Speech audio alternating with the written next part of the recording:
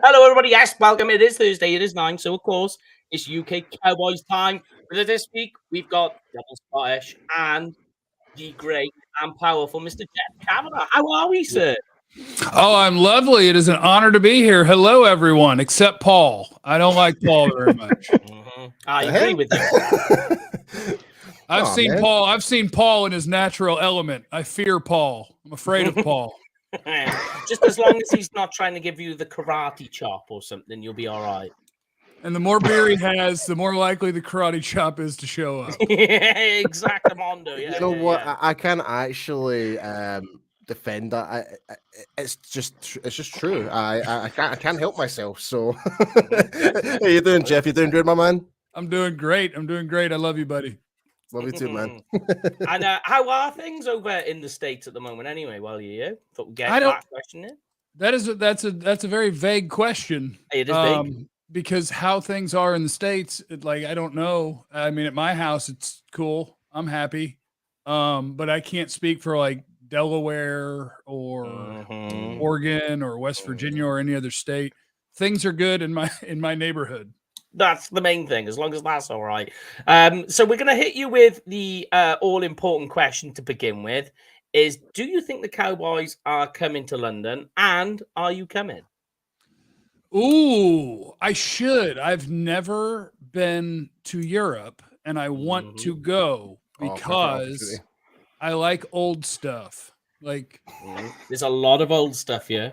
America is young. I want to go see things that were built in the 12, 13, 1400s. I want to go there. And if the Cowboys are there, I might as well. I can send you a photo of some of that. I got some of that stuff just out my window.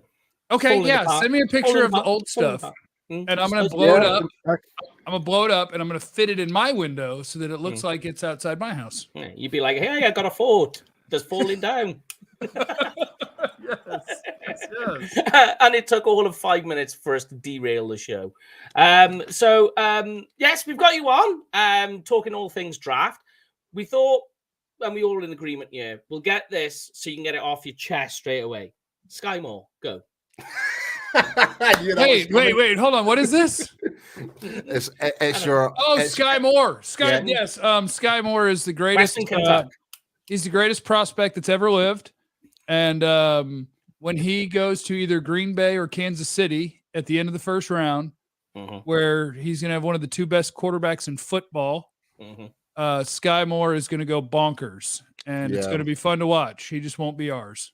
Yeah. Very big hands. I will say that. Yeah. Big hands. Hell of a route runner. Good after the catch. He's shades of Cooper Kupp or Golden Tate, or take your pick. He's good. Yeah. I mean, definitely. I mean, we'll get into that in a moment. I do think wide receivers definitely on the cards. But we'll start the show first of all with some news, news and updates. We do it because there's not a lot of Cowboys news, but there's news. So we'll hit this and we'll hit the news.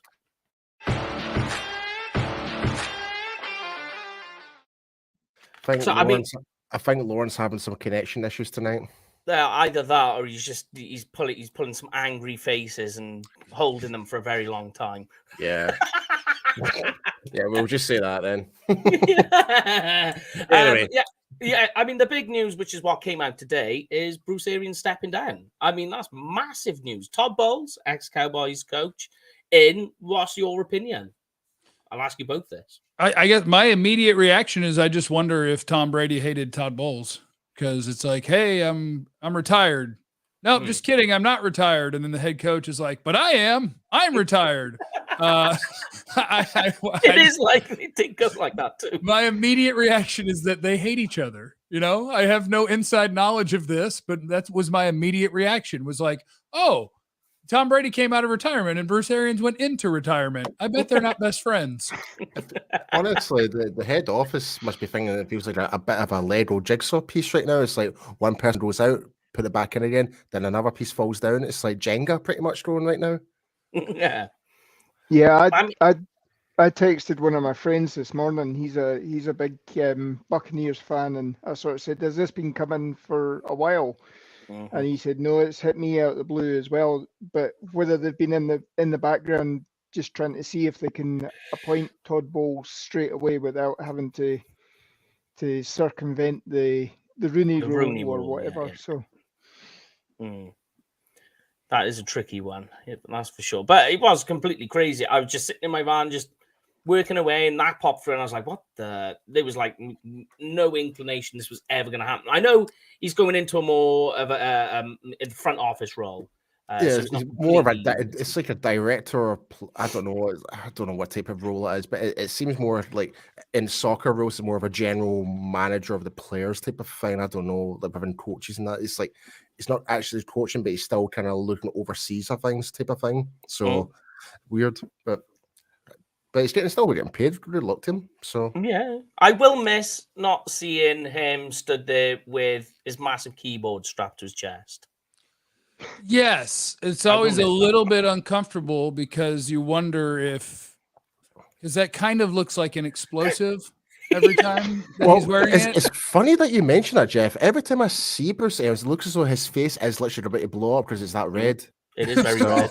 He knows what he's about to do. Yeah. I just wonder, like, what's he trying to do with that thing? I don't get it. Like, that's one hell of a mixer. I see some DJs don't work with that much. I don't know. It's like, but I like his hats. It is weird. Like, let me see if this will reach. Like, if I just strapped this to my chest, board here. He's controlling the pirate. He's controlling the pyrotechnics for the pirate ship. Yeah.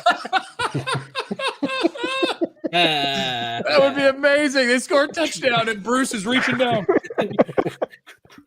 Oh my god! I want red, I want green, and I want white. I want one that goes wee. Oh god, this show is definitely went off the rails so quickly. Well, what do you expect when you get the great Jeff Cav on with us? It's going to happen. Good stuff. Good stuff. And also, just in recent news that dropped just before the show, we can finally put a certain linebacker to bed who's now signed for 5 years. To the Rams. A 5-year deal to the Rams. I know. Oh, it always seems to be the Rams that get all these players. Yeah, the Rams don't care about the salary cap. The Rams don't care about later. The Rams do not care about their early draft picks. Like, they hit on Aaron Donald, they hit on Cooper Kupp, and they were like, all right. I mean, he has a T-shirt that says F them picks. Yeah. We're going. It is just crazy. I can't see him playing 5 years though. No, and it won't be. Like, we'll find out. Anytime you see the early numbers, that is from, and I think Bobby's his own agent. So that is from the agent who it's like, all right, we got 5 years and $50 million, and 2 years from now he'll be released and they won't owe him anything. So it's really a 2-year, $20 million deal, I bet. But shout out to him. He's fun. I was hoping early on, I was kind of hoping he would be a Cowboy, but it's just one of those things where, one, it's not what they do, and two, 32 years old, linebacker on the decline. Like, you're hoping he can still be really good, but odds are that he's going to be okay. And one team in the league decided to give him that much. Here we are, weeks into free agency, and it wasn't going to be Dallas. Yeah. A 5-year deal. A 5-year deal would be a progress stopper for somebody. I mean, as we say, we've got guys like Kendrick Golston. We've got I don't know, Jabril Cox as well. People like that. That if he's taking a spot on your roster, you're another year down the line of not playing them and seeing what you've got there, and then you get to year 4 and you've got no idea what these guys are like, and then you're having to make decisions and re-sign them to find out that they're busts, or you're starting again. Yeah. But here's a question I've got more specifically for Jeff, because we've done it already. We graded the Cowboys free agency. Now I've given it a B-, right? Only because you have to do lower expectations because it's Cowboys free agency. What grade would you give the Cowboys for what they've done so far? I guess C, because so far they've just done what they do. What they do is they, I and I know this seems to bother a lot of fans, that it's like you lost Amari Cooper and you lost Lyle Collins and you haven't replaced them. They do think they have the replacement for Lyle Collins on the team, Terrence Steele. True. They think so. And in the case of Amari Cooper and Lyle Collins, I think what you have to understand is they didn't want them. That's where the Cowboys were with those two players. They looked at the dollar amounts and what they thought of them, and they didn't want them. And you can be mad about that because you like the player, but the people who are in the building every day didn't want them. And so now, is it a big task to try to figure out how am I going to replace the production of Amari Cooper and Lyle Collins? Well, for Collins, they don't think so. I do. For Amari Cooper, we'll see. I would imagine it's going to be a draft pick, not James Washington. But they're doing what they do. And I think they're working their way to the draft. And I wouldn't be surprised if they added a guard somewhere, because right now you don't have one, I don't think. So there's still work to do, but this is the standard work that they do. Yeah. Go on, Paul. Go for it. I was going to say I've actually technically got 2 grades here. One for the actual free agency acquisitions and one for the actual salary cap. So you could probably give it an A- for getting us under the salary cap. Yeah, bravo. But acquisition-wise, I'd say I'm on level with Jeff. I would say a C. It's like it's signings. It's filling a void, pretty much. It's not going to they'll probably come in and do a great job, no doubt. Like the Fowler, great example. Yeah. I mean, it's just one of those ones. It's like they can just probably just fit in and play and just like fill the void, but they're not going to be the big, massive free agents, marquee signings that we're all gasping for, like Bobby Wagner. But obviously that trade's now sailed past. But yeah, I'm with Jeff on that one. I'm grading it a C. Yeah, and it's funny, Jeff, because we had Kyle Yeomans on last week, and he said the same thing. Don't think we're done in free agency, and if anything, it'll be a guard. So you're both singing off the same hymn sheet there. Isn't the guard from who used to play for Cleveland still available? Let me get I do have a list of free agents. Oh, what's his name again? Why are you making me Google? I know J.C. Tretter, the former center. That's the one. That's Tretter, yeah. Is he still available? He's a center, but I think that Tretter is still available. I don't think he signed anywhere. I think he is still available, yeah.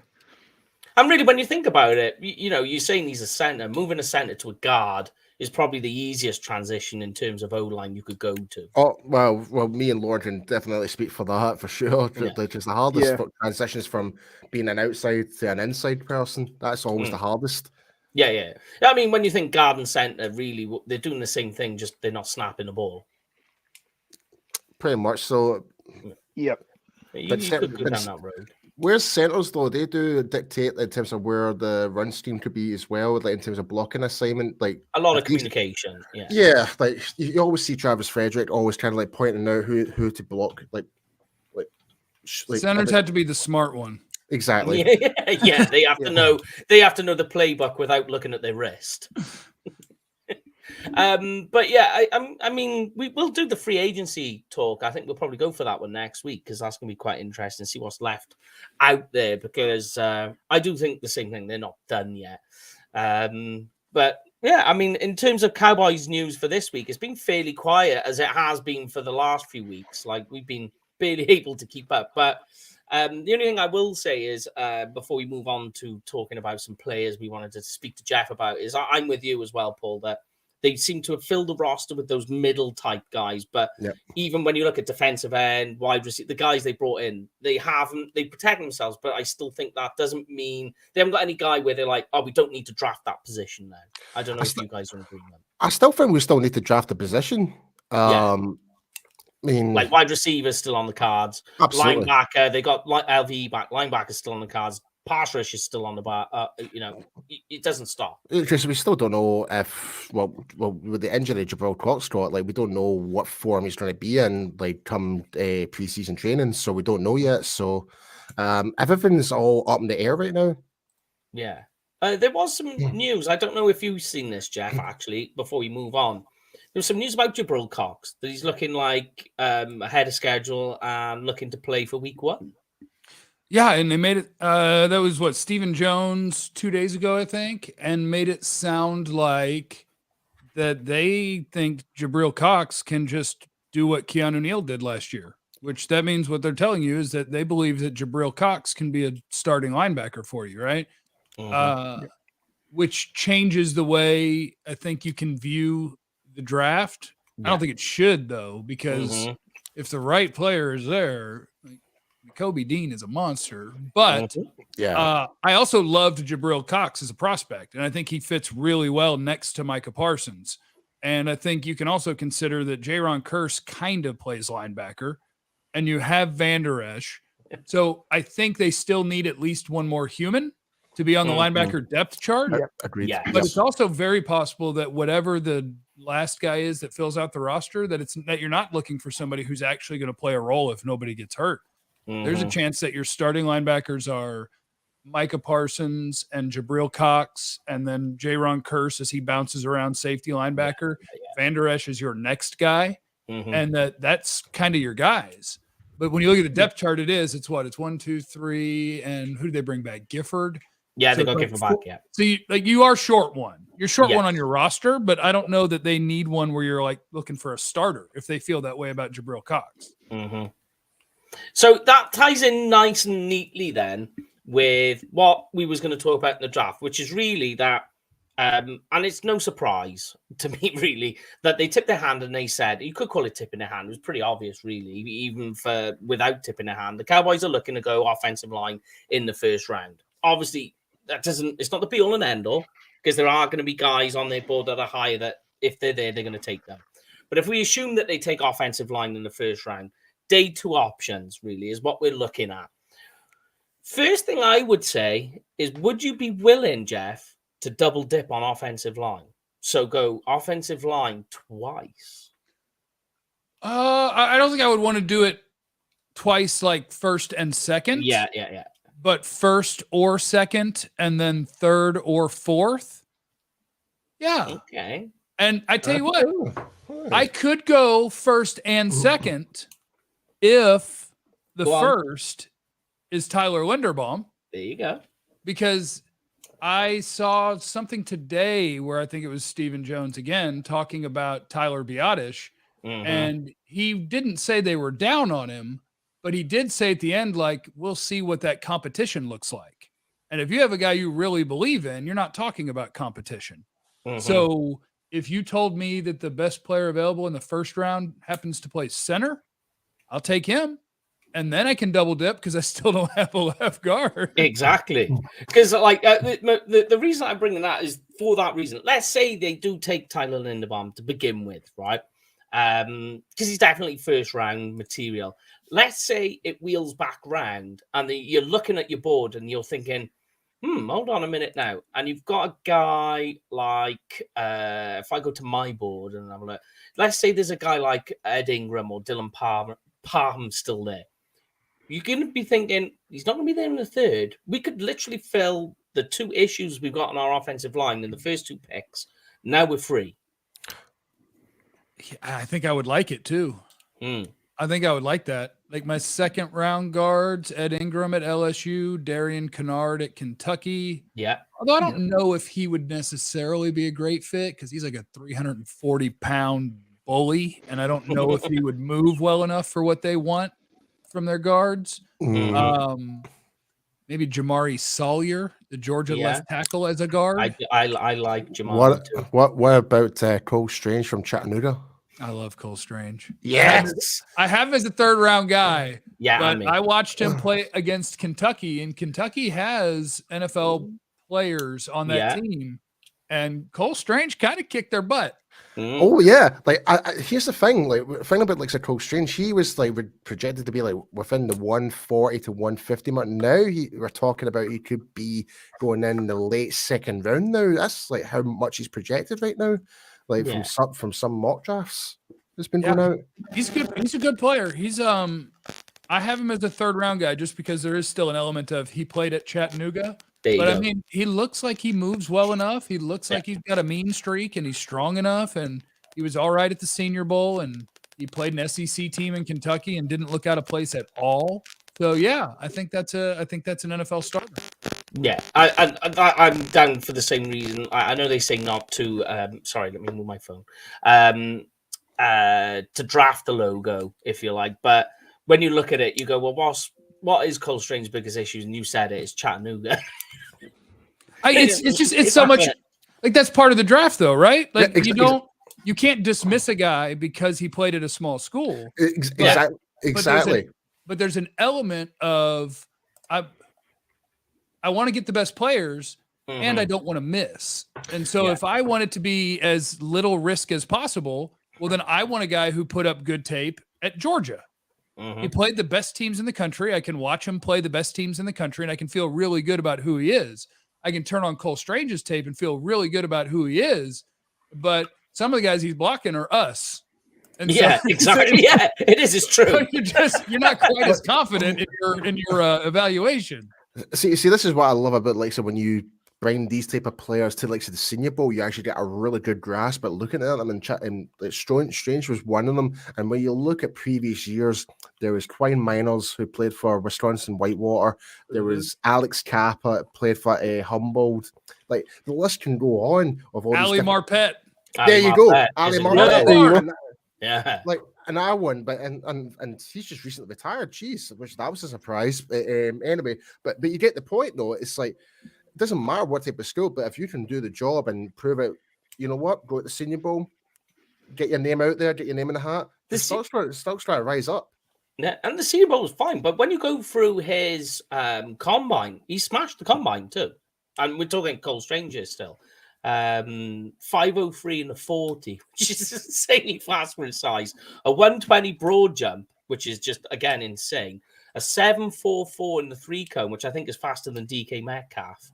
And 31 on the bench press. Well, DK Metcalf is still running his 3-cone, I think. That's correct. I don't think he's done yet.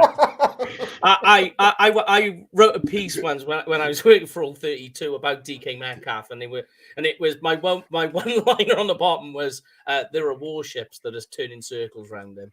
Yes, I think with DK, when you're filling out like a little sheet of all his times next to 3-cone, I would just put yes. Like he did finish. Yes. Yeah. Time. Yes. Yes. He made it. I like that. But yeah, in terms of day 2, I mean, I know like the offensive line double dipping, if you like, back to back is an extreme option. It is a possibility. Like we say, you run through some ideas and some plans, and suddenly you think, oh, it's not such a bad idea because it immediately solves the biggest problem in the roster. Oh, yeah. But I know we was talking a little bit about linebacker. I think linebacker and wide receiver, which fits in nicely with the Sky Moore narrative, I think that's more the place, I don't know about you, where that's the more ideal place for them to take those sort of players. Yeah, I think it's a really good year for linebackers too. The only thing I wonder is because, as we already said, I think there's a chance that the team is looking at it like, we're good. Like we don't really need a linebacker. We need maybe a guy to put on the roster, but we don't need a guy in the early rounds that's going to come take playing time from Jabril Cox and Jaron Kearse and maybe even Leighton Vander Esch. And so I don't know how high it is on their priority list, but I do think it's a really good group of linebackers in this year's draft and in the second and third round. Yeah, where you can find guys, and if you can find the right guy, it just means that Micah Parsons gets to go rush the quarterback more. Oh, yeah. And I'm here for that. Let's go chase quarterbacks. Yeah, and he has said as well, Stephen and Jerry this week. No, sorry, it was Mike McCarthy because we wrote about it. That he's turned around and said, "Look, I'm an offensive guy. I'm telling you now, if you put because this is something all of us over here have been screaming. Don't stick him to one position. I know a lot of people like that stability, the foundation it gives you." But like Mike McCarthy said, if I'm an offensive guy, if you're putting Mike in one place, I know where to block him. Move him around creates a nightmare. He's come out and said that. I think Micah is, and this is a weird thing to say about in the NFL, where it's like some of the best athletes and it's all the best football players on the planet. Like Tyreek Hill makes premier athletes look like they're terrible athletes. Yes. Like Micah Parsons, in a world of the best athletes in the world, he might be one of one that can do what he can do, where he can maybe be the best linebacker in the league and he can maybe be the best pass rusher in the league. So I think it depends. What's the down and distance? What's the team we're playing? I think that rushing the quarterback has so much value that no matter what, I want him to do that a good amount. But also you play San Francisco. Who's the guy that was constantly from linebacker flying across the field in the playoffs to tackle Deebo Samuel? Or it's off season now, so I've already forgotten. Was it Elijah Mitchell? Who was the damn running back? But whatever, it's Micah Parsons that's making all those plays. Yeah, all off the ball rather than and they're not going to give you, San Francisco's not going to give you as many opportunities to sack the quarterback anyway, because they want to run the ball.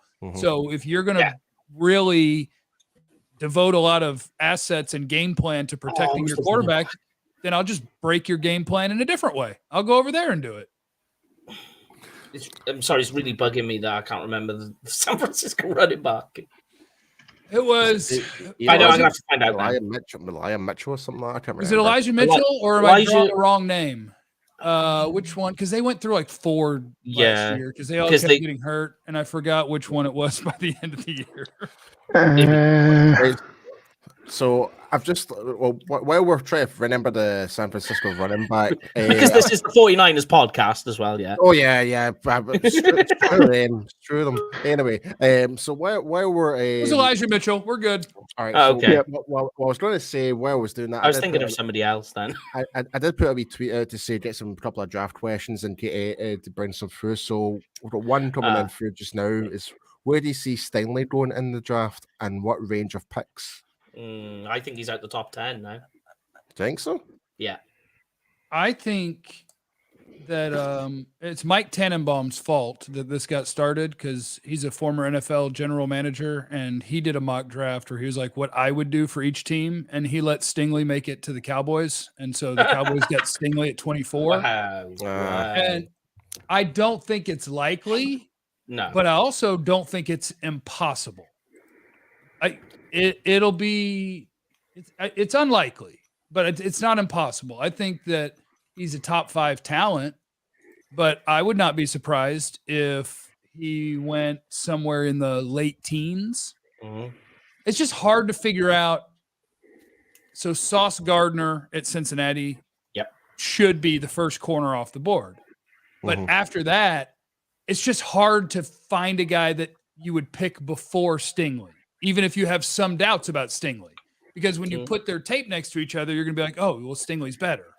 And so like, you're going to have questions about, okay, but when you weren't winning a national championship and when things weren't going well and you weren't playing in games, what was that about? Are you a guy that gets hurt a lot, or are you a guy that loses interest if things aren't going well? And you have to figure out what all that means.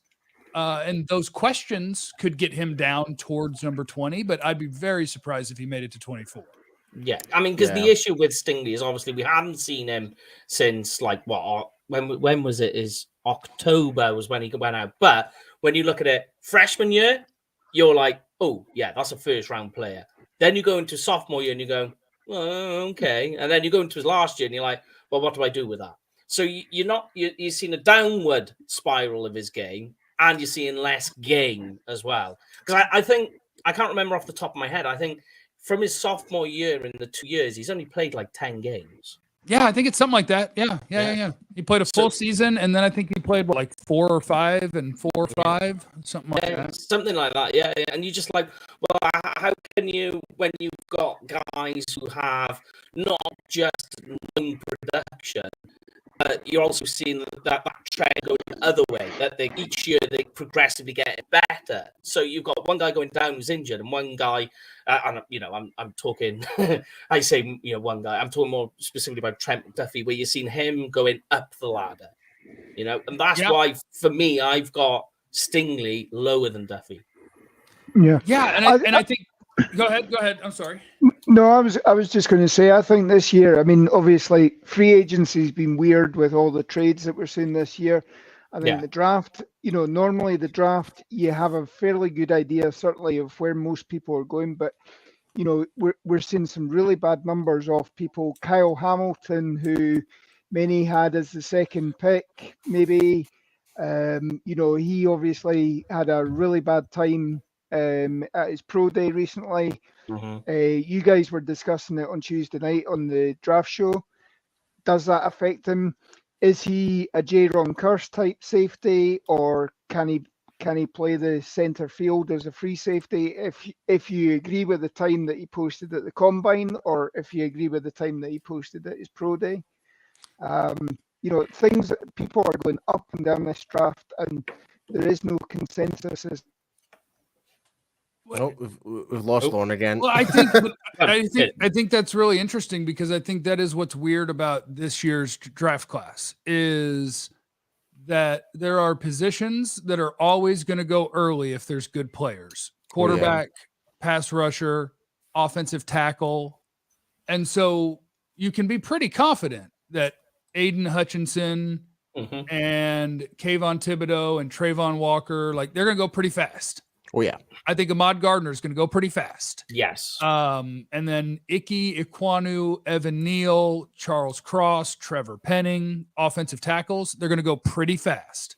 When you get outside of those guys, I don't know. I'm seeing your guys' rankings going across the bottom. Roger McCreary, short guy, short arms. Is he going to go 26th, or is he going to go 46th?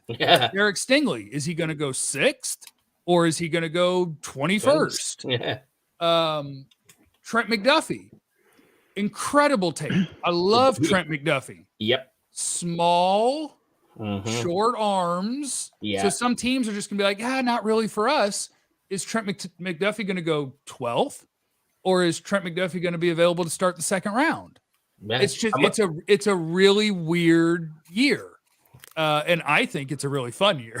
And lo and behold, it's the first year as well of the NIL. So you get NIL, you get a group of 5 team make it to the playoffs, and a draft where there is no consensus. Yeah, and there's probably this is from, I believe, Will McClay told. Was it Broadus? He told somebody where it was he said, normally we'll have 140, 150 guys that we think are draftable. And this year it's more like 230, 240. Super seniors. Because you had the COVID years, and you have 6th year guys, and you just you have basically a whole extra class in there. And so, it's going to be really fun. I'm interested to see if that means that there will be more guys on the third day that become real life NFL players, because you just got a bigger pool. Well, kind of goes back to what we were thinking, because we were thinking back last year, we thought, how the hell is Jabril Cox still there in the 4th round? Surely someone would have picked him up, but little behold, we managed to get him, which is great. But the one thing I'm kind of interested is how other teams are going to deal with players actually now when their stock's completely fallen off the grid. For example, and unfortunately, it's one of our compatriots is David Ojabo. So obviously he's now out the question, being a first round or maybe second round. Might even someone will pick him up at some point because he is still a raw talent. But how does that affect all the other teams, and that actually might influence us in our decision making? It's just really is a lottery when it comes to the draft right now. And if you wanted a defensive end, I think the Ojabo thing hurt the Cowboys, because the guy that I would have hoped could have made it to 24 is George Karlaftis, because an NFL team probably would have taken Ojabo before Karlaftis. But now that obviously won't happen. I think Ojabo will probably go somewhere around the middle of the second round to the early third round. And so now there's maybe 4 defensive ends that'll go before Karlaftis instead of 5. And will 5 defensive ends go in the first 23 picks? I think so. Yeah, because you've got Jermaine Johnson. His stock's now increased because the need is in more demand. So it's one person goes in, one person goes up. It's like it's. So now, if you want to take a pass rusher, you're maybe looking at like Arnold Ebiketie or Boye Mafe, Yes! and I don't want to do that at 24. No, see, we were just talking about that before we went live, right? And Mike was saying, I really like to talk about Biomai, and I was like, at 24, I just don't think it's right. It's like if we trade down. Yeah. Maybe a couple of spots, I'll feel more comfortable about it. Get something more compensation, get more picks down the line. And like you said there, Jeff, like McClay's got over like 200 odd players in his repertoire who we can draft within this year pretty much. So it's like makes more sense. I've got Mafe over Karlaftis. Oh, you son of a! Oh no, sir, you do not do that. I do. Well, and but that's also the fun of the draft, right? Because they're very different. Like when people were trying to pretend that George Karlaftis ran a 6.8 3-cone drill, I told people, I was like, look, if that's either coming from a school or an agent or something, because I've seen him work out in person before the draft. I was where they were training, and I hadn't seen his tape yet. And I was just looking at him, and I was like, I thought this guy was supposed to be a first-round player. And like they're not wearing pads; they're just doing workout stuff. And I was like, he didn't move great. Yeah. And then I go home and I watch his tape, and I was like, he's awesome. But I knew that in a training environment, there was no chance in hell he was going to run under 7 seconds on a 3-cone. No. Boye Mafe can. Now, George Karlaftis is also useful if you're going to run at him. Yes. Boye Mafe is not. And so it's just that's kind of a flavor thing where it's like, are you looking for a guy that you think potentially could be the double-digit sack guy? Or are you looking for the guy that you're more comfortable with? And I'm more comfortable with Karlaftis. I would say one thing. I think with Karlaftis, he fits the Cowboys scheme better than Mafe. For definite. I can see Mafe would be a 3-4. Yeah, I mean, Mafe could play right defensive end for them or do some of the things. But here's the other thing. It goes like the Kyle Hamilton thing where I'm like, look, he's a good prospect. Yeah. And somebody's going to pick him. Somebody's going to pick him in the first 15 or 20 picks. Yeah. It wouldn't be this team because maybe he is a souped up version, but the way he plays is Jaron Curse. It is. That's my comp for him. Yeah. And so that's the way he plays. So like, is he a quote better athlete? Yeah. Like, yeah, of course. His jumping and like, so his explosiveness is better than Jaron Curse's. Yes. But at the same time, he plays the same way. He would fill the same role. Yeah. And so I'm kind of like, yeah, all right. Somebody's going to pick him, and I hope he's really good. With Mafe, I'm not sure if he would be more of a right defensive end, or is he what Micah Parsons is on 3rd and 8, where it's just the guy who's kind of the 4th or 5th rusher who stands up and is just going to get the quarterback. And I have that with Nick Benito at OU too. Oh, damn it. That was the other guy we wanted to talk about. Okay, because I love Nick Benito. I love him. Yeah. But I've watched OU football forever. That's my adopted team. Ooh. And it seems like every year they've got these small pass rushers that are really good. Now, I think Benito is better than those guys that they've had in past years. I think that his first step, his quickness, his ability to just run around people is really, really good. And that's going to play in the NFL. Is he going to play on 1st and 2nd down? I don't think so as a rookie. Yeah, he's a designated pass rusher as a rookie. Yeah, or are you going to try to stand him up anytime that you have 3 linebackers on the field and have him play some line? I don't know. But I'll take Nick Benito at 56 and figure it out.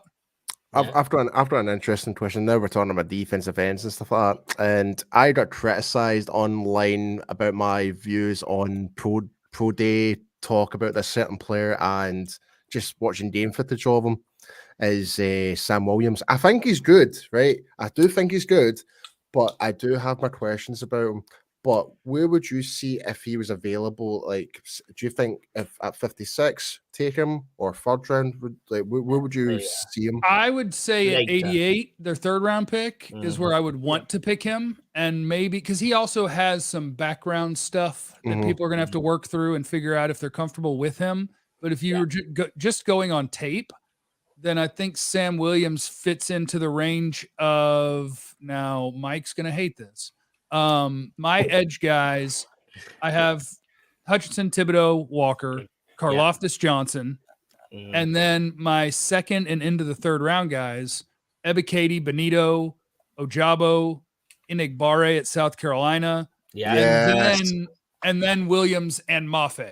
Yeah. Where because I'm a little scared of Mafe because I don't know about him against the run, and he wasn't as productive in college as you would think he would be based on the athlete he is. But that's the range where if there were no questions about Williams, then I would say mid back half of the second round. Yeah. But if you say number 56, then I have to stop you and say, okay, but would you take Sam Williams or Ed Ingram? Sam Williams or Jalen Tolbert at wide receiver? Oh, yeah.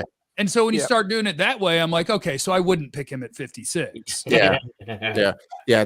I mean, it was like there was. Well, I don't want to go into details, but I was just basically kind of picking out a couple of things. I thought these his get off kind of seemed a little bit too slow. Straight line speed was phenomenal, but in terms of slight direction, I felt it just kind of seemed a bit on the slow side. Of the lateral speed was a wee bit slow, and the way it is like when he was getting off, like from his stance, he was too upright. If he's going up against a all-pro lineman, they'll pancake him like regardless. So that's what I was kind of saying online and a lot of people, when they were talking about that, they were bringing up his statistics, and statistically, Sam Williams is really, really good. Stats is phenomenal. Stats are phenomenal. But you don't draft off stats. And like I said to the guy, is that you got to remember it's Ole Miss, and it's Ole Miss's defensive. It's that slanting defense, so it really, really helps. And this slanting towards him. And this kind of goes back to a point here. It's like Hutchinson's got great stats, but why is he top 10 pick? Well, he's got the physicality, he's got the attributes, all these attributes that make him a top 10 pick. But there's players like further down the line, maybe in the 6th and 7th round, they might have sacks in the up in the 10s. But why are they a 7th round pick? Well, there's reasons why. It's maybe because of the level of competition, their attributes are not so good. There's so many factors, and that's why I was kind of like justifying that. So.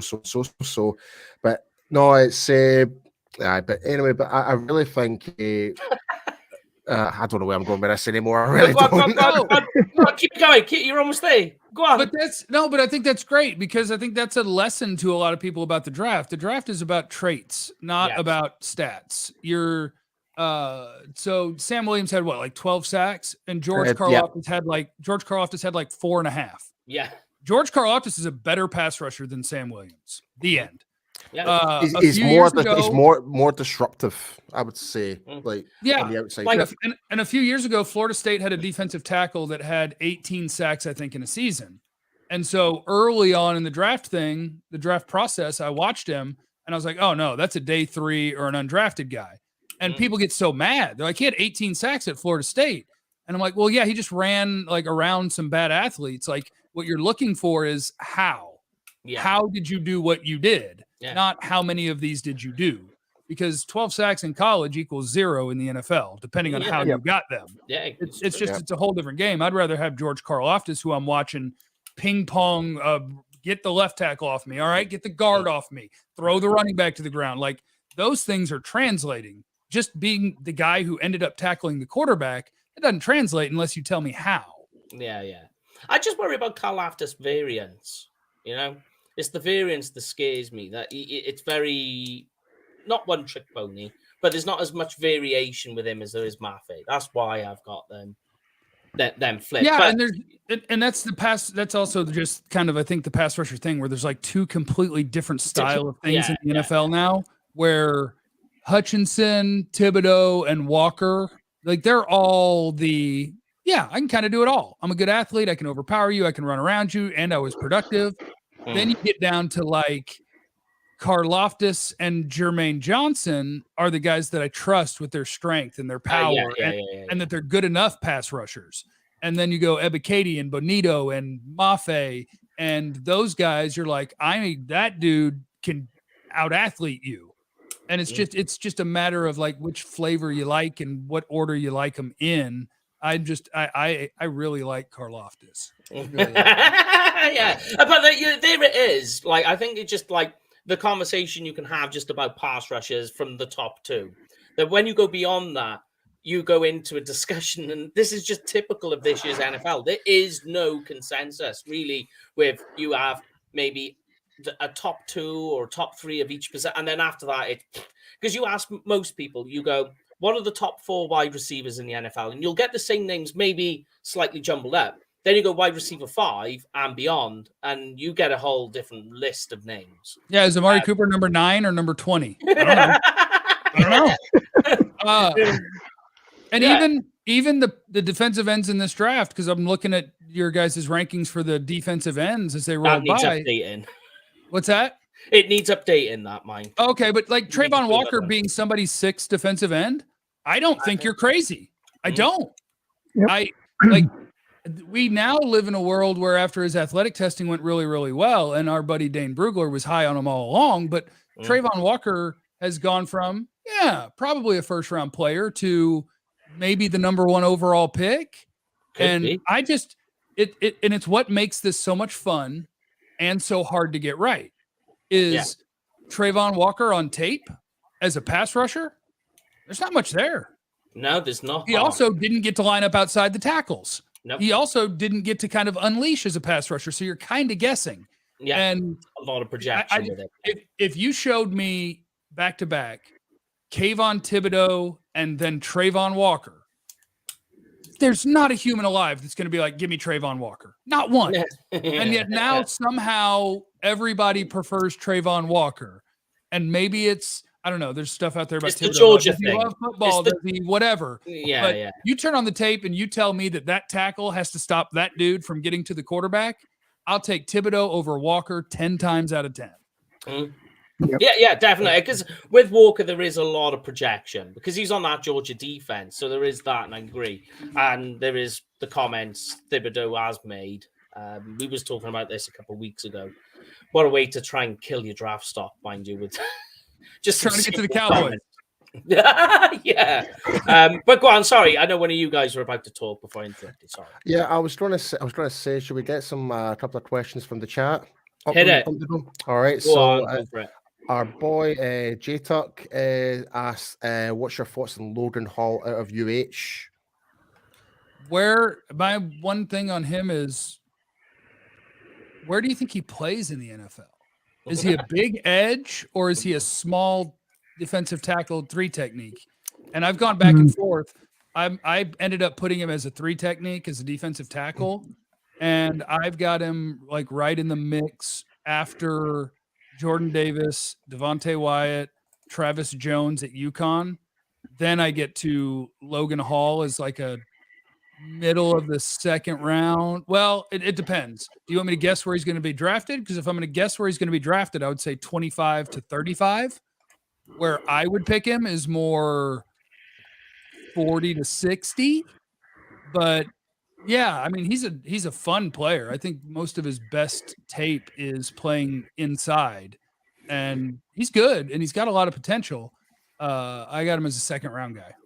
Right. So I'll bring up two more questions. I've got a question on Twitter and I knew this was going to come from Josh Wingate which SMU receiver would you draft? Oh, he's cheating. I can tell you tomorrow. Find out tomorrow on Jeff's show. I've watched 108 guys, and I'm going to try to do about 50 more, but I have not seen the SMU wide receivers yet. I do like Reggie Robinson. Yeah, I like Reggie. I like Reggie as well. And what we've got one from our good friend Marcus is where do we have? Yes, our good friend Marcus. Yeah, where do we have Travis Jones in your rankings? I wouldn't be stunned if Travis Jones has a better NFL career than Jordan Davis. Come on, then, hit me with this one. Then I'm intrigued now. That's tasty. I don't have them ranked that way. Travis Jones is my 3rd defensive tackle, but I think he is the underappreciated one because Jordan Davis tested so well. On tape, I think Travis Jones is the more disruptive, able to give you some pass rush, 330 some odd pound guy. I think Travis Jones is really good, and I wouldn't be shocked if he snuck into the first round. If he makes it to 56, gimme. I like Travis Jones a lot. You're not worried though that you do see it a lot with Travis Jones with the pads being too high. I mean, you virtually see it like every other play. Yeah, imagine how good he could be if you got him to stop. Yeah, yeah, that is true. It's true. The tape is not consistently dominant, but again, I guess I'm looking at the good tape and the how is this going to work? And with him, the answer is, holy cow, he's got so much power. He's a good athlete for that size. He's able to actually win with quickness at 330 pounds. Mm-hmm. There's just so many things there to like. Yeah. It's like one of the things that I thought of when I was thinking of Travis Jones is he's also more of a your one tech as well. And I think that's somewhere where the Cowboys does need, if there's anyone on that defensive line, because I think for 3 techs, we're not too bad now, but the one tech we do need to get. Yes, and he would be a really fun one because when you can get the guys who play the one technique, but also have some of those 3 technique traits, that's good. If you have a run stuffer who can also kind of disrupt the pocket, that's good. Yeah. I was trying to read something before. He had a crazy amount as well of offers when it came to where he wanted to play. And, all right, he wanted to go to UConn. I'm not gonna bash the independent, but he did that in honor of Byron Jones, obviously. Well, yeah. So there you go, and there's the link for the Cowboys. You got any more questions, Paul? For another one from J-Tuck here. It's not necessarily draft related, but it's all to do with the trades. Is what pick can we make in the 5th? It is draft related. Sorry, I do apologize. What pick can we make in the 5th to make the Amari Cooper deal have listing? To make that pick be worth it? Mm-hmm. I think you have to start with the Cowboys traded him for. They traded him for very little because they didn't want him. You have to start there. So it's not like they were getting rid of him because they thought that with the pick they got, they were going to get a better player. They didn't want Amari Cooper. Man, what if the Amari Cooper pick turns into a kicker? There we go. That's what I was thinking. Yeah. Yeah. When you said Cowboys and you went cut, I was like, he's going to say it. He's saying what if you traded Amari Cooper for a kicker? For a kicker. I was thinking exactly that. You traded him for the LSU kicker. That's what you traded Amari Cooper for. Or the punter. Well, Isaiah from is it San? What was San? What that punter from? It was in the draft where Matt Araiza? Yeah, that's the guy. Yeah. Punt God. Yeah, he's good. Yeah, and the Cowboys seem to like him because they spent some time talking to him. We have a punter. I know. We brought Anger back. We got an all-pro punter. I don't need Matt Araiza, although I love him. Yeah. Oh, man. It's funny he was thinking the same thing, but there we go. Any more, Paul? Or we've got one from our good friend Joe from Italy. Buonasera, Joe. Would you think we will actually make a chance to move up the first round, depending on what the board is, if there's a player available? They go down. Oh, yeah, we're kind of trade down. We don't go up. We don't do that. Trading up for a non-quarterback is silly. But I would take that question and I would just ask you guys, if I said that it's going to happen, you're going to trade up in the first round. For who? Exactly. Yeah. That's my challenge when people ask that is for who? It's like, I mean, well, here's the way I see us being at number 24. We're in a really good position where teams. Sweet Paul. It's gone into silent mode. I'll finish it for him. Yeah. When you're picking 24th, the beauty of it is you get to watch the other team screw up and figure it out for you. Trade up to our spot more than anything. Am I back? Sorry. Yeah, you're back now. Yeah. You're just pulling some very random faces, mate, and coming in and out there. It's our Scottish internet connection. It can never be trusted. I know. It's the snow. It's the snow you guys got. Honestly, so just to give you a wee background, what's been happening the past couple of days, Jeff, here in Scotland, it's like 2 days ago, scorching hot weather. First proper day we can actually take off our tops. and walk about topless in Scotland. 2 days later, snowing. Oh, hey, I've been meaning to ask because I'd started watching The Last Kingdom. Who should I be cheering for? The Saxons or the Danes or the Scots or Celts, always the Celts. Okay, cheer for the Celts. Okay, that's my people. I am Irish. Yeah, there you go. Okay. Well, Irish was part of the Celts too. Yeah. You come to UK Cowboys to find out about the draft and about UK history. Yes, because I am very much an American, which means I know very little about geography or the world outside of America. So when I hear UK, I kind of just think England, and then it's like, oh wait, no, there's more, right? There's more in the UK. Yeah. I went to a concert once and I will not name the band that was playing, and they were playing in Wales, and they said, "We love you, London." Yeah. Well, I will say it was an American band. It was. I've got a more censored version of that. When I went to America for the very first time, me and my mate Steven, who's a professional racing driver, we went to let's just say a gentleman's club, and I got a dance, and the first thing she said, "So whereabouts from London are you from?" And you don't ever say that to a Scotsman. Never. That's like telling a Canadian that they're American. It really is. Yeah. So immediately I want my money back. Yeah, you have to know which ones are countries and which ones are cities and what. Come on now. Yeah, I can at least kind of do that. But going back though to you coming to the UK, have you got a passport? Yeah. Oh, that's okay then. Oh yeah. There we go. Yeah. There we go. We've got that bit out the way. Because coronavirus right now. There is a long list of people who have asked us to kidnap them to come over, but we do hope you come over. But because we said, the karate chops are coming back out for sure. I want to go just because Broadus and David Hellman have both told me that there's so many Cowboy fans that wherever you go, they didn't have to buy a drink. Like people recognize the American Cowboys media all over. And you just get really drunk for free.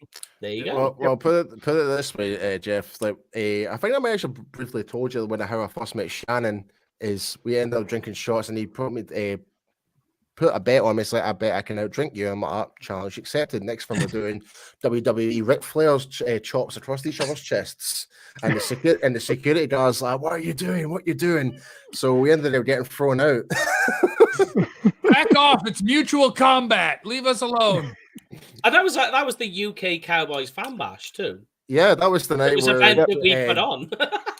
Orlando Scandrett was there. Danny Gray was there. The names goes on. Broadus was there. He had a great time. Broadus was having a great time. He told me. Yeah. Yeah, but we did say we'd have you for the hour, and obviously that hour is up, mate.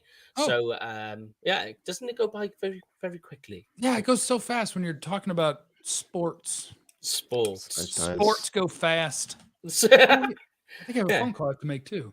Oh yeah, I have to go. I hate you guys. All right, mate. Well, just a very quick one though before you go. Sky Moore, obviously, and you're doing your own show as well, because obviously you're not on 105 The Fan anymore. Where can people in the UK follow that? I just hang out on YouTube. Just look up my name, Jeff Cavanaugh. I do some stuff. I'm writing for D Magazine here, and I'm about to start doing some stuff with The Athletic, the podcast with Dane Brugler and Lance Zerline. Nice. Awesome. So yeah, I'm a guy that's just around, just an unemployed guy, living the dream. And the last question, and we'll let you go, mate, is on draft day, we're doing a show for each day. We're live during the draft. If you're free, come and join us. That's not fair to ask me while we're live, because if I say no, I sound like a jerk. No, you don't.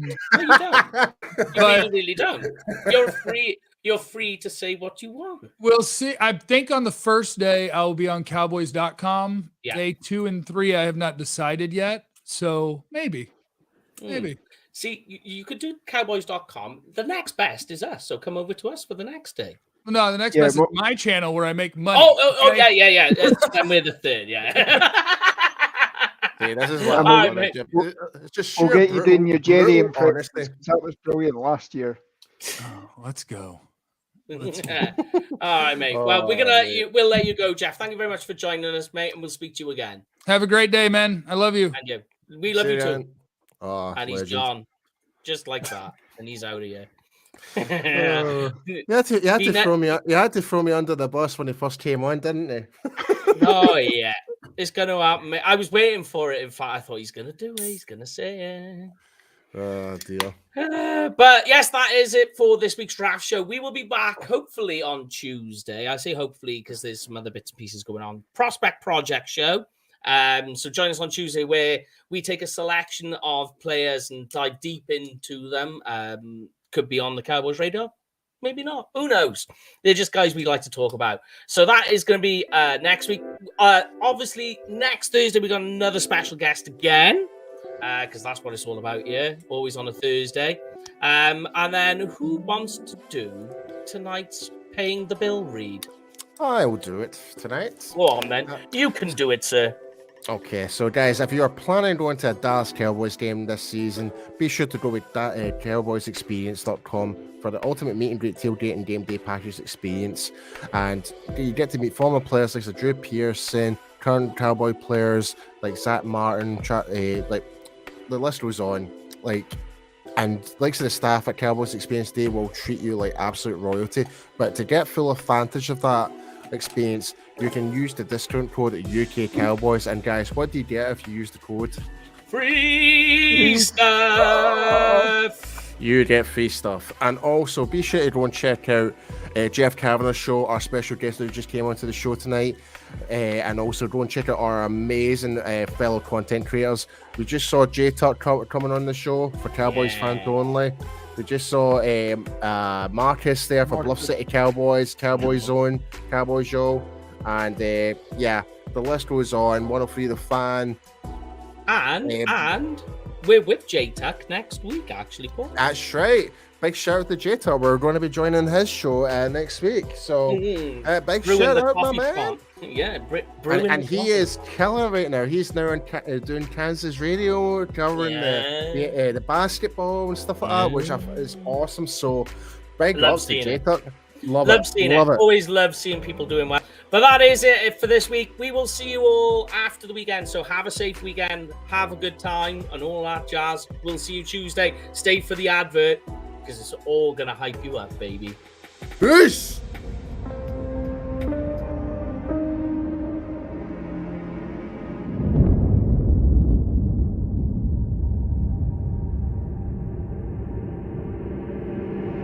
You can try to break me. I cut my teeth on people like you. It's gonna take a lot more to take me down. I'm a step ahead, watch me wear my crown. Don't need a knight to guard the cave. Can count the dragons that I've slayed. You can give it all you got, cause love is running through my veins. Oh, this lion can't be tamed. Let's fight.